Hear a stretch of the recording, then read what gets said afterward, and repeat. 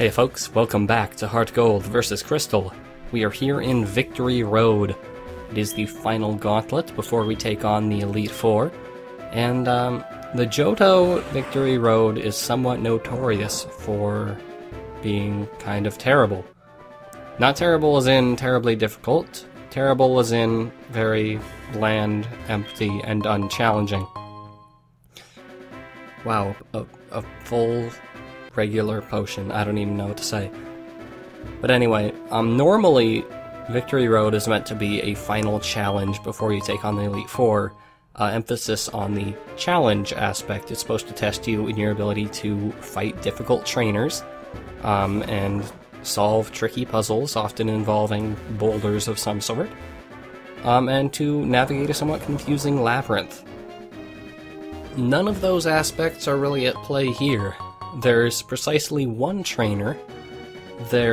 All the maze labyrinth aspects are very confined, and any strength boulder pushing is used primarily to open up passageways rather than actually solve puzzles. Now, admittedly, it was improved from the original version. In the original version, it was like 2 floors. One had a J-shaped thing, and there were some ladders, and you could walk through it in a matter of minutes. Here you can walk through it in a matter of minutes, but since everything is kind of bigger, there are more wild Pokémon encounters. And unfortunately, the wild Pokémon are actually at a higher level than my own Pokémon, so repels do nothing, and slowed me down somewhat. Now, there are a number of actual useful items around here, aside from that one regular potion. We have full restores, and we have actually 2 TMs that are worth picking up. Both of them are actually relevant to my team, which is nice. And we'll see both of those in upcoming portions of this video. But as you can see, a lot of this is pretty easy to navigate. The closest thing to a puzzle is we have these holes that we need to drop into. Which one do we drop into? I don't know. Trial and error. Anyway, we're actually nearing the end already. Just a few more little things to navigate through. Ooh, there's an item hidden behind that rock. A rare candy. But, yeah, that's probably the most clever thing they have in this dungeon, so wonderful. But yeah, we're nearing the end.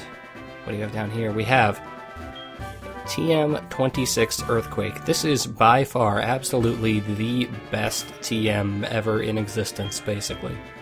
And Earthquake is probably one of the best moves ever created. 100 base power, 100 accuracy, ground type physical move. And it's just devastating on basically anybody you put it on, unless they're have absolutely terrible physical attack. It's going to kill things very nicely, regardless of whether or not it's super effective. So putting that on Sandra, who has the stab and soft sand to boost up its power, is going to allow me to destroy things with extreme ease. And then there's also a thing down there. That's another TM that we'll grab in a few minutes, but since we don't have anybody with Rock Smash, we're going to have to wait. And then finally, at the end, yes, we're already at the end, we have a fight with the Question. Because we had to fight him one last time before the Elite Four.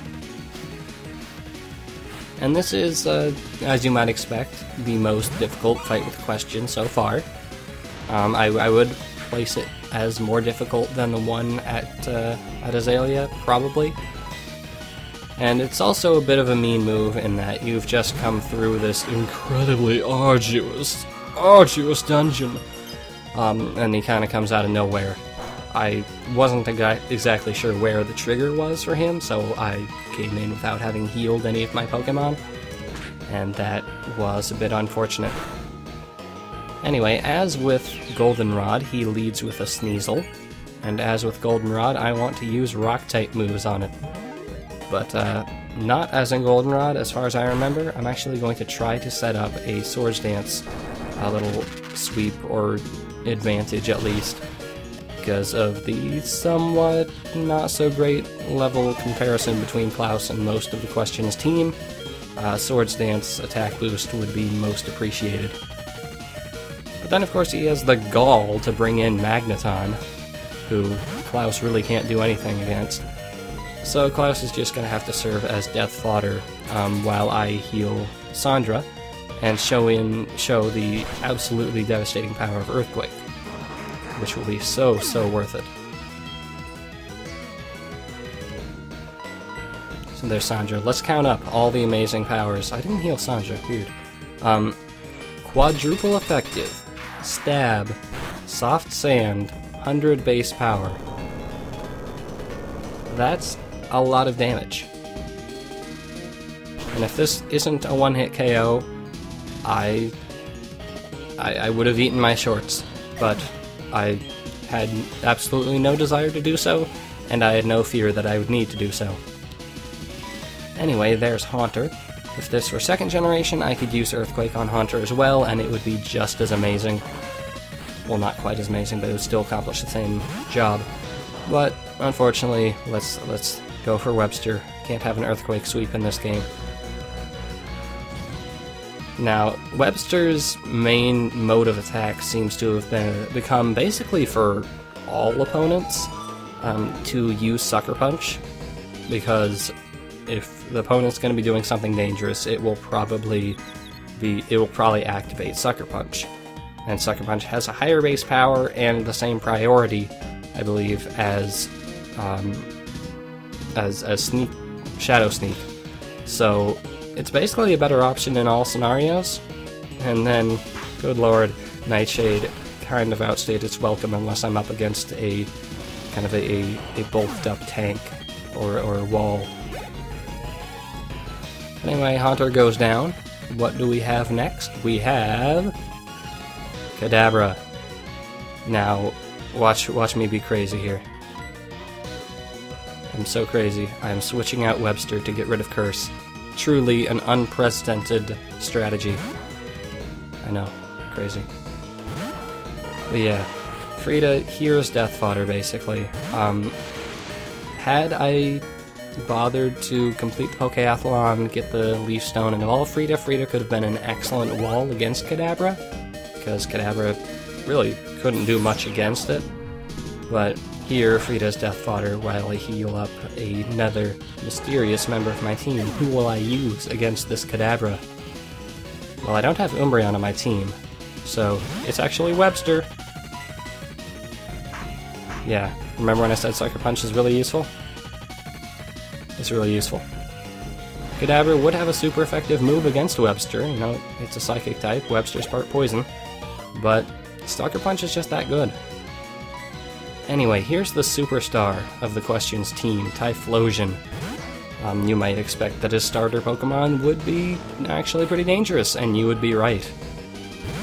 It's a full level 40, goodness gracious. My god, I haven't seen level 40s since the last gym that we took care of. But it kind of goes to show how weird the level curve is here compared to like the first games, where you would fight your rival before the Indigo Plateau and it would have like early to mid 50s. And here his prime Pokemon is a level 40. Goes to show something. Not entirely sure what. But anyway, my strategy against TYPHLOSION, as you saw, didn't quite work out. I wanted to bring in Sandra for the Earthquake, but TYPHLOSION has the stupendous move Lava Plume. And it's just an incredibly high base power, I believe special fire move. And I can't for the life of me think what its drawback is. I can't. It's not Overheat. It's not like Overheat where it causes a drop in special attack or whatever after using it. I'm pretty sure it's just an insanely powerful move. You can see it did a lot to Sandra, and if I attempted to continue, oh, so close, I would have to stall it out of Lava Plumes if I wanted to keep Sandra in there for another Earthquake without reviving her. And I figured it'd be more time efficient to just go this. I wanted to use Sucker Punch again, because that would be a pretty good chance of KO, but I was out of PP from using it on that stupid Haunter who didn't want to attack. So I had to use Shadow Sneak, wasn't good enough, and now I'm in somewhat of a dicey situation. And I actually have to use my HM minion. Were Gyarados not here and Everett were here as I would so desire, if I didn't need to use Waterfall at Tojo Falls, then this would be no contest, basically. Everett would come in and Typhlosion would put a little tiny scratch on him, and that's about it. But nope, stuck using Gyarados, and I really didn't want to have Gyarados actually accomplish anything. So even though, as you can see, Gyarados could take that Lava Plume very, very well, and could KO Typhlosion fairly easily despite the burn, I just didn't want to do that, because Gyarados is an HM minion, not part of the team. I mean, sorry Gyarados, but you're not one of us. So then, let's do this. Take 2, what are we gonna try? Sandra, try for the Earthquake once again. There's no kill like Overkill, and Earthquake is always a good opportunity for Overkill. But unfortunately, Random Number Generator gets up all in my grill. Not even a critical, it's just a KO when I had plenty of leeway the previous time it worked out. I don't know what's up. But this time the Shadow Sneak works out. Webster gets the glory of defeating the question's most powerful Pokemon despite a type disadvantage and a 6th level disadvantage. So that's pretty rad.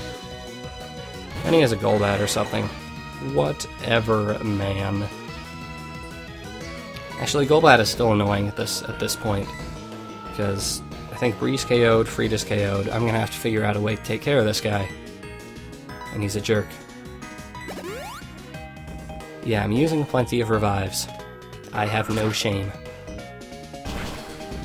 Golbat's main mode of attack there is Air Cutter, which I think has a high critical hit ratio or something? I don't even know. It's most Golbats at this point come pre-installed with it, I think. It's not the most powerful move in the world, but it's powerful enough to be annoying. So anyway, let's just dish out the typical Golbat strategy. Let's bring in Bree with extra sensory. And Bree can take those air cutters fairly well, so you can see where this is going.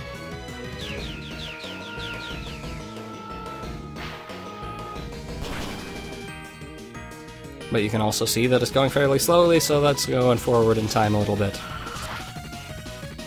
Yeah, there's not much to see when you're just using extra sensory against a Golbat. Truly thrilling. Wish we could have ended on that Typhlosion. That Typhlosion was definitely a more climactic note.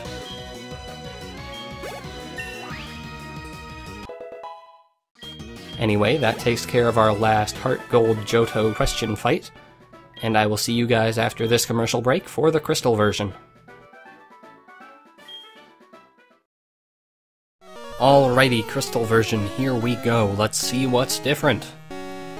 Now, of course, since I played Gold version to death over and over, I was actually familiar with where the question tends to trigger his battle, so I was prepared and healed my Pokemon before this battle, which is already an advantage over the HeartGold version. But anyway, as with previous question fights, levels are lower, and as with this previous encounter with the Sneasel, who incidentally was stolen from a guy in Signwood, I forgot to remember that when I was speculating about it before, the Sneasel cannot go down to Rock Tomb because I do not have Rock Tomb, but Strength will do the job just fine. We're already one down. Now let's move on over to Magneton, and wonderful, fantastic thing is that Earthquake is the same TM in the same location in both games, which means I have Earthquake in both versions to take care of this Magneton among many, many other Pokemon. So, hell yeah, Earthquake. I love Earthquake. Ain't no thing. So far, so good. Let's see what else he has in store. Oh, goodness gracious, Swift. My gosh, if I wanted to learn Swift, I would have used the TM that I got in Union Cave. Anyway, Golbat coming in early this time. Who we gonna send out?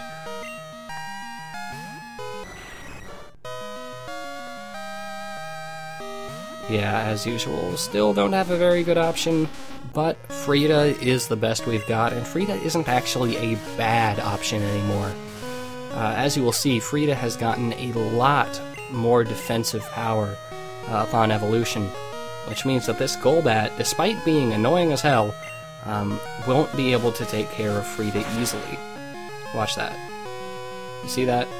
That's a 3 KO right there. So, assuming that Confusion works my way, which of course it never does, this Golbat is no longer threatening. Still annoying, but no longer threatening.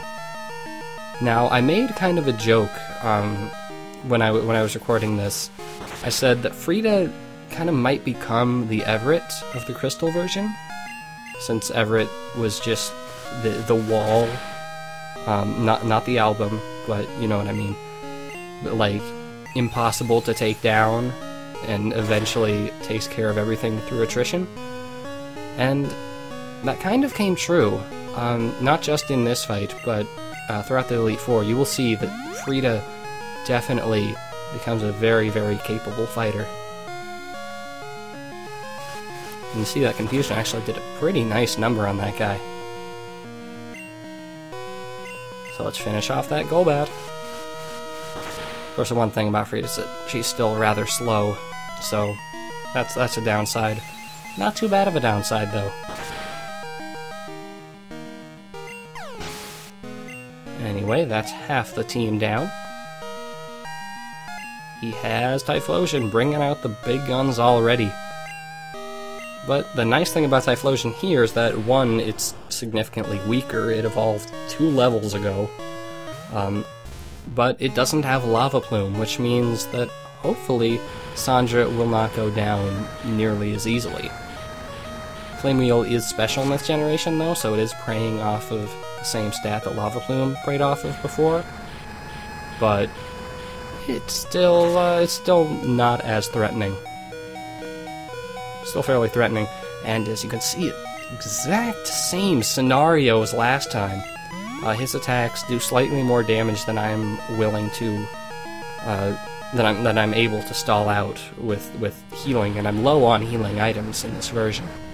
And Earthquake just didn't quite KO him, so yeah, not quite an ideal situation for our heroes.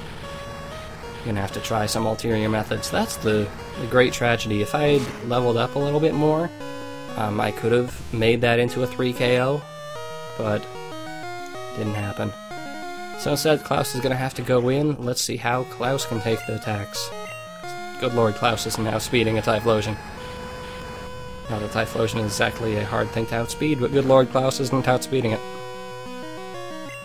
Yeah, Klaus takes it like a beast, and dishes out a Surf like a beast. It's nice that I can actually do that reasonably. Nice that I can actually prey on the water versus fire type advantage that we all have ingrained in our brains. Anyway, Haunter comes in, but Sandra's fainted. Whatever are we gonna do?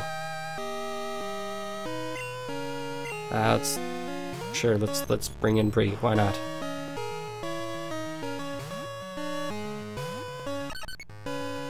Bree, of course, doesn't have extra sensory to prey on the poison type, but hopefully maybe Metronome will come in handy. I haven't used it at all recently, but hey, maybe it could do something useful, or maybe I could just revive Sandra. So maybe I was out of revives. I'm betting I was out of revives. That was poor planning on my part. But anyway, the nice thing about the Haunter, as I've probably noted, is that it loves to use Curse, which will cut its HP in half, and that makes it all the easier to kill, even by less powerful Pokemon. Unfortunately, Bree's most powerful move, and the only move that affects Haunter, is a 2-turn move, so that makes Curse all the more devastating to Bree. Hey, let's get lucky. Nope. No luck on here. So yeah, we're running out of fighters. We have one strong fighter, Klaus, we have one weakened fighter, Frida, and we have Everett, who isn't really doing much because he hasn't been able to evolve yet. It's amazing how little use he gets when I'm trying to kind of stall. I've deliberately not leveled up Everett because there is a move, Confuse Ray, that I want to learn. And he's just not becoming happy very quickly. Because of the stupid lack of the Soothe Bell. Anyway, Kadabra, last one here. And let's do what we could not do in HeartGold. Or what I could have done if I were patient in HeartGold. Let's use a bulky Psychic type to resist Psychic type moves. Definitely doing exactly what I wanted to do. But of course, the inverse kind of applies. Kadabra isn't exactly bulky, in fact it's rather fragile. But Confusion, as my only attack move, won't do a whole lot of damage to Kadabra. So hey, let's use an attrition tactic against one of the most fragile glass cannons in the game. Why not? Anyway, there's Future Sight. Future Sight is a weird move. It'll attack like 2 turns in the future. I can't imagine where in the metagame that would be useful. I can imagine in-game maybe it would be useful if you wanted to destroy a Pokemon without them getting into the red and having the trainer have an opportunity to heal them. But I cannot think of a practical reason to use it other than that. So Kadabra goes down, and that takes care of the question here in Crystal. Very different fight, but probably easier once again, as usual.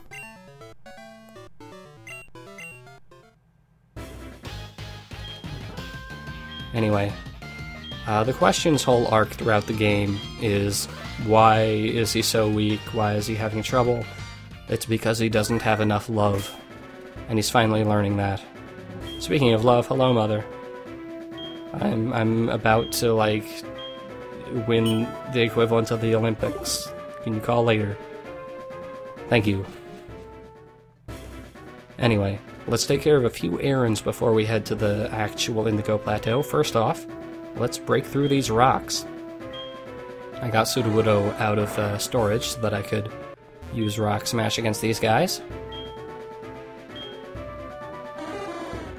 Now, once in a while you will find a wild Geodude or Graveler hidden in the rock. Or maybe it was the rock? I don't know. They're usually weak, don't worry about them. Anyway, the other worthwhile TM in here, only in HeartGold, is the TM for Dark Pulse, which is an 80 base power special dark move.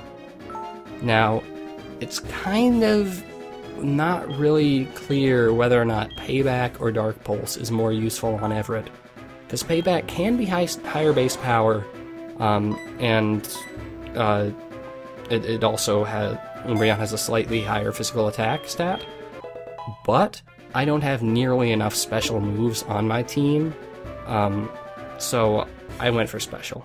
People will disagree with me, but that's how it rolls. Speaking of Umbreon, here we have finally the evolution of Everett into Umbreon in Crystal. I'll admit, I was actually nowhere near close this evolution just through naturally playing through the game. I had to do quite a bit of tactics, of happiness-raising tactics, in order to get to that evolution, and I wanted that evolution. And it was still less of a pain than dealing with Pokéathlon.